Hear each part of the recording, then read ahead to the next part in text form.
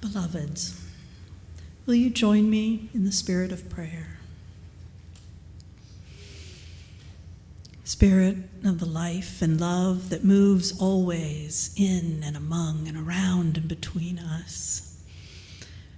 We bring so much into this sanctuary every time we gather. We come knowing that here we are with people to whom we have special connections. We come knowing we come to a place where it is safe to bring our joys, to share our sorrows, to share our worries, to share our triumphs. Very much on our hearts now is the fact of which we get new proof daily, hourly sometimes, that our leaders, elected by us, do not care for the well-being of all of us. Daily, hourly, almost minute by minute, we are aware that the world beyond the human-built world is suffering because of us. So frequently we have reminders that we fail to take care of each other. And so frequently we have opportunities to care, to be with each other in joy and in happiness. For all of this is part of our lives.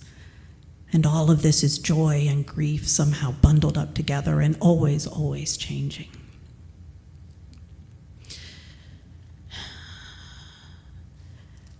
We have one prayer from among the community. Heather Kiemba shares this. My husband's cousin, Deborah, and her husband, David, were murdered 2 weeks ago in Entebbe, Uganda. Our family is grieving. Heather, we hold you in this grief.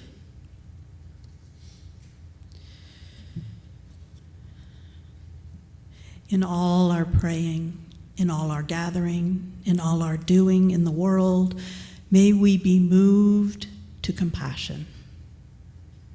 For it is to be human, to feel joy, to feel connection, and to feel grief, to know change and all that it brings with it. We are moved to compassion by what has been shared in this space, and we are also moved by all that will remain unspoken, still on our hearts. We all carry so much just there. but we are moved to be together. We are moved to care for each other. So let us all say, blessed be and amen. And now, will you join us in singing our responsive music, number 1009 in the Teal hymnal, Meditation on Breathing.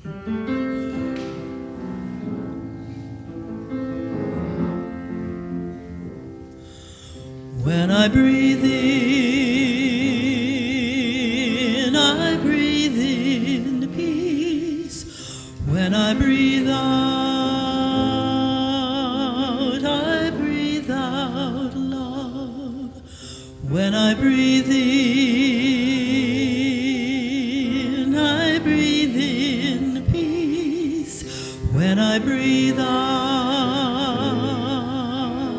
I breathe out love. When I breathe in, I breathe in peace. When I breathe out, I breathe out love.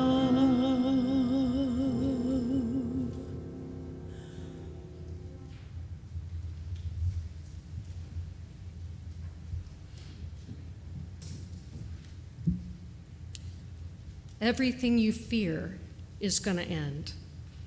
All your hate and hurt blows to the wind.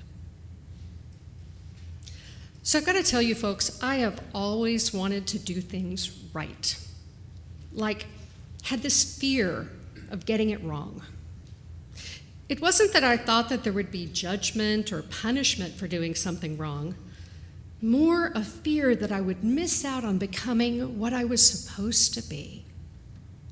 You know, if I didn't make every right decision. It took me a really long time to break out of this, but one of those points along the way was when I decided to take a job, and I kid you not, I based that decision on the ultimate heat death of the universe. After all, I reasoned, if everything is going to come to an end anyway, then what I decide about this job just can't be that important, right?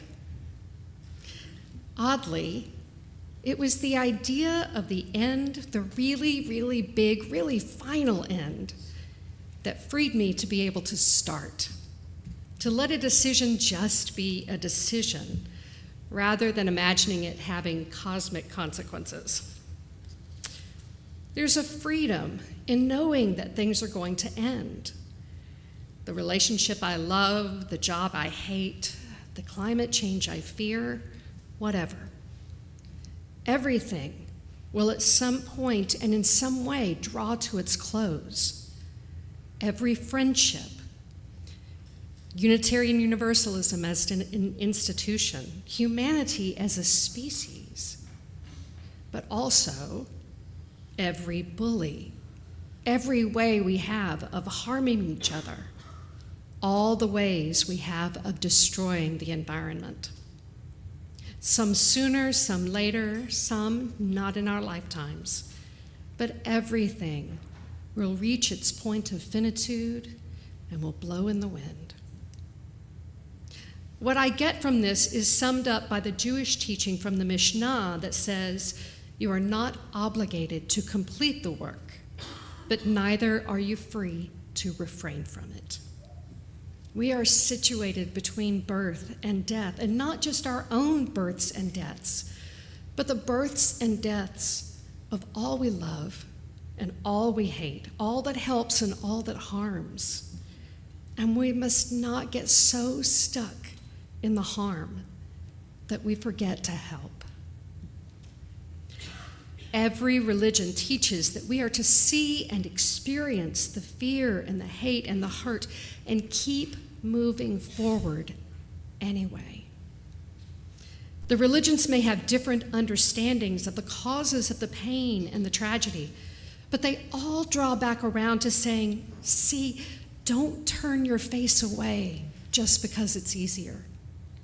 Discern with compassion, even toward what you fear or hate.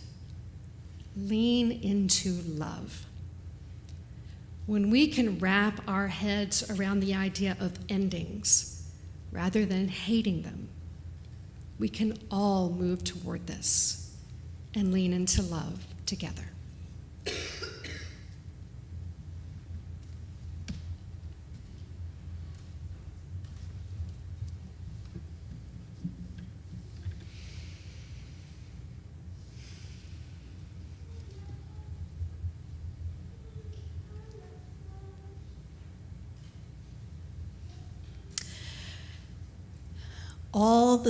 I'm sorry, let me start that over. It's a quote from the song. All the saints and sinners are the same. We're blessed and we obliterate.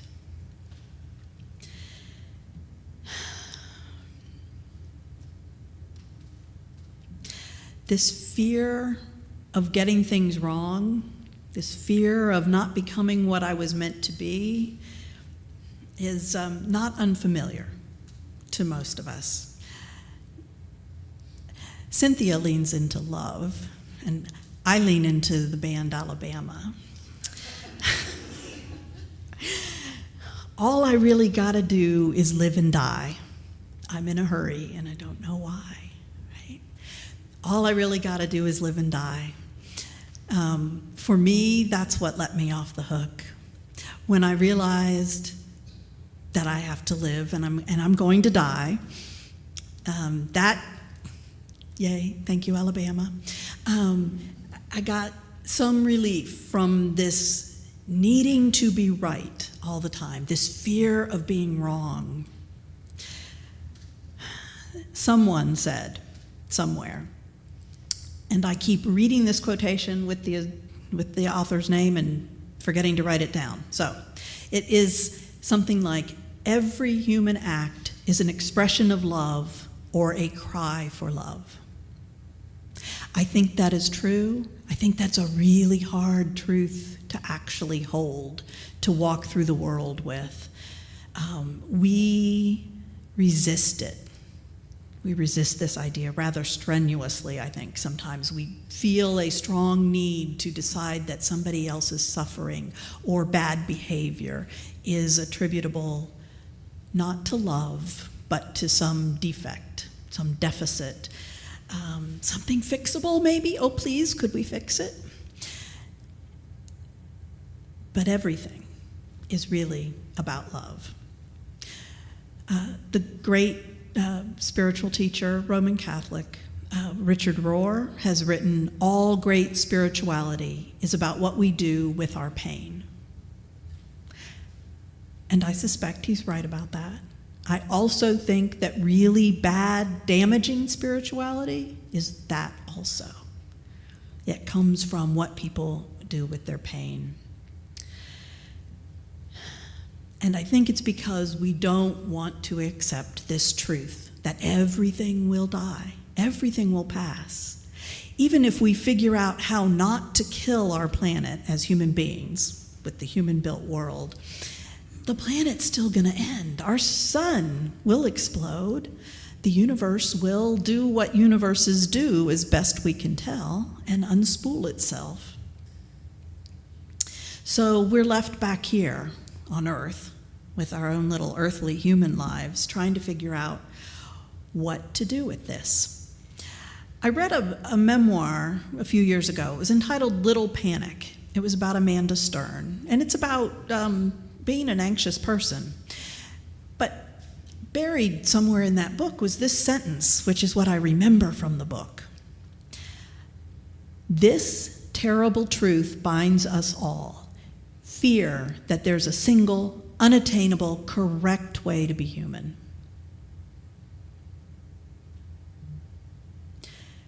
We are afraid, and we are often encouraged to be afraid that there's a single correct way to be human and that we should be trying to find it and trying to do it, and we're always, always, always failing, one way or another. We're always, always failing. This is an extreme version of perfectionism, of course, to say that, to focus on it as the terrible truth. But there are lots and lots and lots of less extreme, more nebulous versions that keep us tied to this way of seeing the world. There's maybe always a sense of being not quite right. Seems like everybody in the room knows what's going on but you, or everybody else thought it meant that and you were over here and you thought you were doing right, and they're like, what is she doing? Those kinds of things, or the fear that we are not as loving as the next person. I have not delivered very many casseroles to the doors of people with sick loved ones in my life. I probably should have. There are many, many ways which we feel this. And a softer, but no less problematic version of this perfectionism are various versions of the binary. This is just another habit we have. We don't just look for the best thing, but we also tend to break things into this side and that side, this end and that end. And even when we think we're being enlightened and start celebrating the middle there, we're still stuck on a binary. And it doesn't actually serve us well, and I would argue it doesn't really reflect reality very well. It is a thing we do with our minds. It makes sense. We have 2 hands and 2 feet. We walk in the world to the rhythm of 2. And still,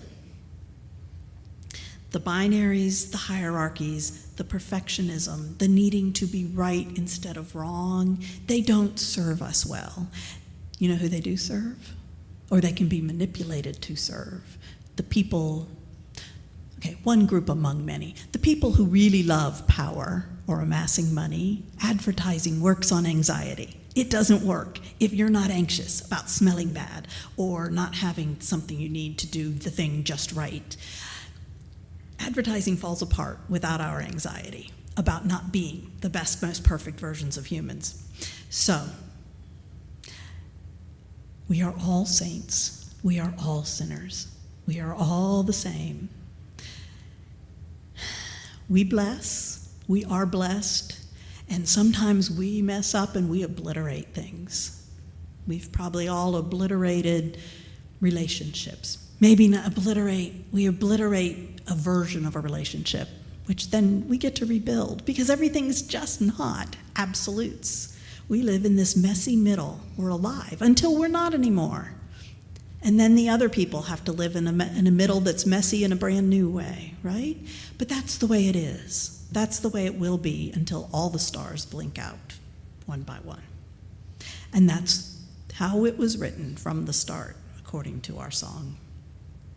I want to read you just a little bit more from Ross Gay, because I think he has the solution, not the solution. It's not like there's one solution. He has a way that helps me get out of this perfection and binary and hierarchy and such.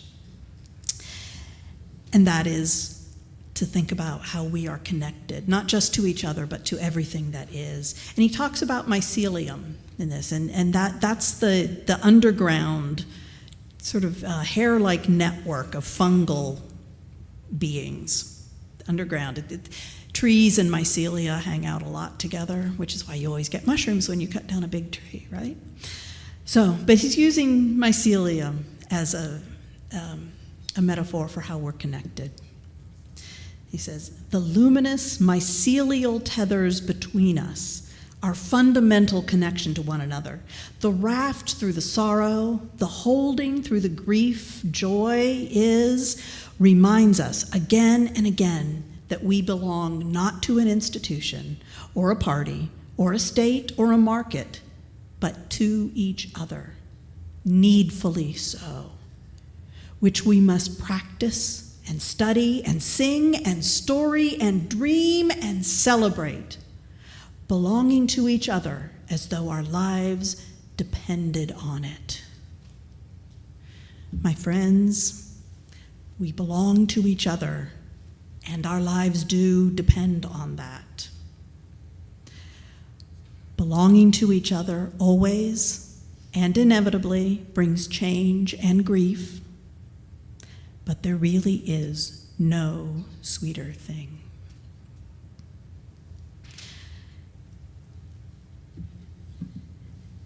And we have a treat for you. You didn't get just 2 ministers for one day. You got snacks. We want to do a little ritual with you. We want to give you a chance to think about and talk about with each other quietly nearby you sorrow and sweetness and how they go together. We have chocolate-covered pretzels. And apologies for those with allergy issues. We know there may be some. The packaging for these is coming along in the baskets, and so if you need to, you can check ingredients. But we'd like you to share these with each other this way. Cynthia, may your sorrow always be accompanied with sweetness. And then Cynthia's going to share with me. And there's salt in those pretzels, and there's chocolate. I was going to say sugar, but really isn't the point, the chocolate. There's sweetness. So enjoy your celebration of sweetness and sorrow. Please feel free to talk with each other as we do this. We're going to pass these around. We have some of the greeters are moving through the sanctuary with these now.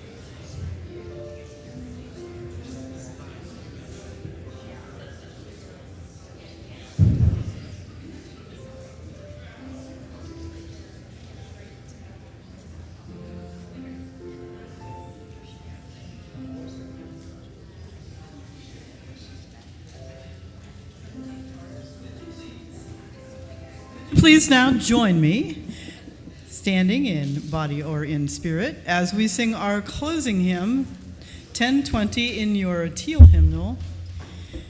Put a nice exclamation point on this lovely service we've had.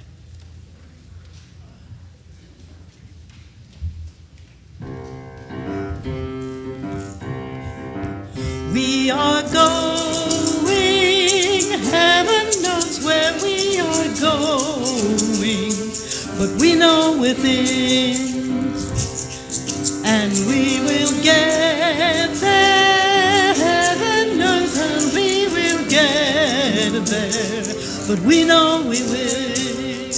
It will be hard, we know, and the road will be muddy and rough, but we'll get there. Heaven knows how we will get there, but we know we will. Whoa, yeah, whoa, yeah, yeah, whoa, yeah, yeah, whoa, yeah, yeah. We are going, heaven knows where we are going, but we know within, and we will get there. Heaven knows how we will get there, but we know we will.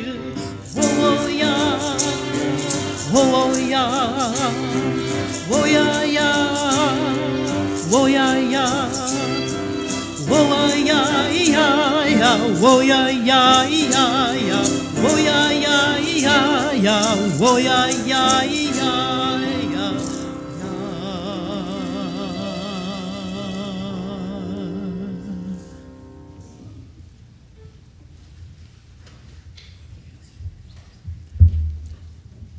Let us now take a moment to extinguish our chalice with these words from Lee Hubert. Lighting a candle is somewhat like the beginning of life. If that is true, then perhaps extinguishing a candle is like the ending of life. But death may not be the end of us. We live on in the memories of friends and loved ones. The influence we possessed in life works on, moving people or causes forward. Let us not forget that most candles have more than one life, and so perhaps may we.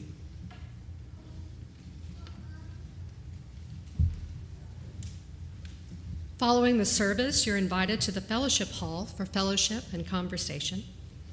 And for those on our live stream, thank you for being with us this morning. And now let us leave this sacred time with these parting words. Blessed are endings and our beginnings. Blessed our dying and our living. Blessed the gift of the day and the closing of the night, and blessed our time apart until we come together again. Amen, and blessed be. Let us go out singing our Rite of Community, number 1039, Be Thou With Us.